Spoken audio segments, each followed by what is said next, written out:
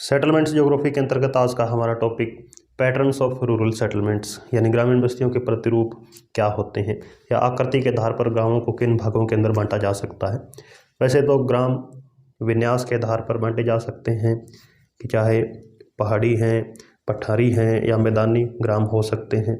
उसी तरह कार्य के आधार पर भी जैसे मछुआरों के ग्राम या लकड़हारों के ग्राम हो सकते हैं। लेकिन जो आज का हमारा टॉपिक है ये है कि उनकी आकृति के आधार पर किस तरह के पैटर्न में बनाते हैं। यानी एक गांव कोई बस चुका है तो उसको यदि हम सैटेलाइट से उसका एक चित्र खींचें तो वह किस आकृति का ग्राम बनेगा, इसका आज जिक्र करेंगे। तो आइए शुरू करते हैं। पहले रैखिक या लंबवत यानी लीनियर पैटर्न के जो विलेज होते हैं, ऐसे विलेज ज़्यादातर कोई एक नदी है तो नदी के दोनों ओर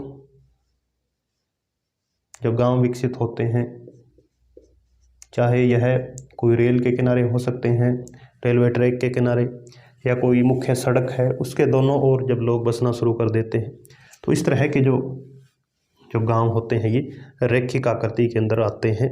इनको रिबन प्रतिरूप भी कहा जाता है, डोरी प्रतिरूप भी कहा जाता है।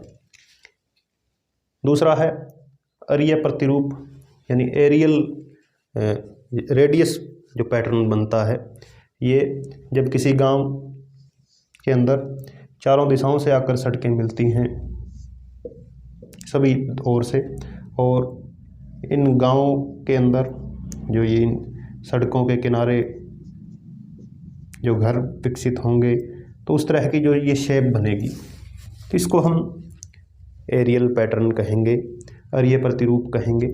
तो ये लगभग एक रेडियस के आकार की होती हैं, इसलिए इनको अरीय प्रतिरूप कहा जाता है। भारत, चीन और बांग्लादेश, पाकिस्तान, इनके अंदर लगभग 33% जो गांव हैं वे इसी अरीय प्रतिरूप के होते हैं। वहीं उसके बाद तीर प्रतिरूप यानी एरो पैटर्न कहाँ बनेगा ये भी हम देख लेते हैं। एरो पैटर्न जब कोई नदी अचानक किसी मोड़ के ऊपर, यानी नदी जा रही है और अचानक उसका एक मोड़ है तो उस मोड़ के किनारे किसी गली के साथ यहाँ पर जब लोग रहना शुरू कर देंगे अपने मकान बनाकर, तो यह एक तीर की आकृति बन जाएगी।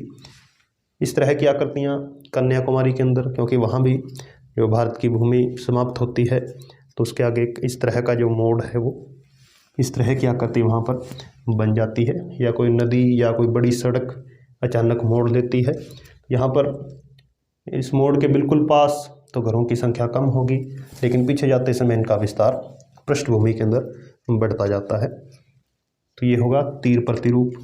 वहीं चौकपट्टी प्रतिरूप के अंदर किसी भी आमतौर पर जो सड़कें हैं और ज़्यादातर सड़कें इसके अंदर एक दूसरे को समकोण पर काटती हैं, तो इस तरह की जो आकृतियाँ बनेगी, यहाँ पर लोग जो रहेंगे, घर बनेंगे, वे क्या होंगे, एक चौकपट्टी का आकार ले लेंगे। आयताकार प्रतिरूप यह ज़्यादातर जो नियोजित बस्तियां हैं उनके अंदर बनाया जाता है। जैसे इंदिरा गांधी नहर की हनुमानगढ़, गंगानगर, इन जिलों के अंदर जो गांव विकसित किए गए हैं वे नहर के दोनों तरफ आयताकार जो स्थिति है उसके अंदर विकसित किए गए हैं। तो इस तरह की आकृतियाँ जो नियोजित बस्तियों के अंतर्गत आती हैं। वहीं गोलाकार प्रतिरूप यह भी भारत के अंदर आम देखने को मिलते हैं। उत्तर प्रदेश, बिहार, इन राज्यों के अंदर किसी एक तालाब या जलाशय के चारों ओर लोग जब रहेंगे तो उसकी आकृति क्या है, गोलाकार प्रतिरूप के अंतर्गत आ जाती है। उसके बाद सीढ़ीनुमा जो प्रतिरूप है यह ज़्यादातर पहाड़ी इलाकों के अंदर देखने को मिलता है। पहाड़ी भागों के अंदर जो पहाड़ों की ढलानों के ऊपर जो मकान बनाए जाते हैं तो यहाँ जो ढलान होगी इसके ऊपर, फिर इसके ऊपर, इस तरह के जो ग्राम विकसित होंगे ये सीढ़ीनुमा प्रतिरूप के अंतर्गत आ जाते हैं। हिमालय के अंदर, रॉकीज पर्वत श्रृंखला के अंदर, एंडीज पर्वतमाला के अंदर, काफ़ी ज़्यादा गांव इस तरह की सीढ़ी नुमा प्रतिरूप के अंतर्गत देखने को मिलते हैं। फिर जूते के डोरी के यानी शू स्ट्रिंग टाइप, ये किसी नदी के अंदर नदी का जो ऊंचा तटबंध है, इस तट के ऊपर जो गांव विकसित होते हैं या दोनों तरफ हो सकते हैं, तो ये ऐसा लगता है कि जूते की डोरी है एक लंबी, तो इसको जूते की डोरी के प्रतिरूप कहा जाता है। फिर पंखा प्रतिरूप है, फैन पैटर्न पंखा जो नदियां अपने जलोढ़ पंख बनाती हैं,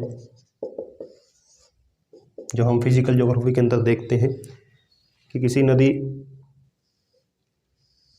का कोई मान लेते हैं बाढ़ आ जाती है कई बार, तो उसके अंतर्गत जो उसकी एक तरह से जो उसकी मिट्टी बिखर जाती है या पानी, और कुछ समय बाद यहाँ पर लोग बसने शुरू हो जाते हैं, तो इन स्थानों पर ये एक तरह से हाथ वाले पंखे की शेप बन जाती है।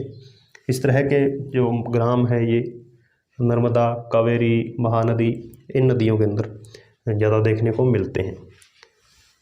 तारक आकृति स्टार लाइक पैटर्न है, इसके अंदर पहले तो रेडियल जो पैटर्न बनता है, उसके बाद जब गांव और विकसित हो जाता है तो वह स्टार लाइक पैटर्न का जो रूप है वो धारण कर लेता है। उसके बाद अर्धवृत्ताकार प्रतिरूप है, यानी नदियां जब किसी मोड़ के सहारे मुड़ती हैं, तो इस मोड़ के दूसरी तरफ जो गांव विकसित होते हैं, या नदियां कई बार गोखुर झील भी बनाती हैं, विसर्प बनाती हैं, तो उस स्थिति के अंदर जो यहाँ गांव विकसित होंगे ये क्या होंगे, अर्धवृत्ताकार प्रतिरूप के होंगे। वहीं 12वां है क्रॉस की आकृति, यानी किसी चौराहे पर कोई मुख्य चौराहा, और इस चौराहे के चारों ओर जो घर विकसित होंगे, फिर जो आकृति बनेगी ये क्या होगी, क्रॉस की आकृति होगी। तो ये कुछ एक प्रतिरूप हैं। इसके अतिरिक्त नियोजित गांव भी होते हैं, खासकर संयुक्त राज्य अमेरिका, आयरलैंड, जापान, भारत के अंदर भी अब सुनियोजित गांव विकसित किए जा रहे हैं। तो ये हमारा आज का topic patterns of rural settlements. धन्यवाद।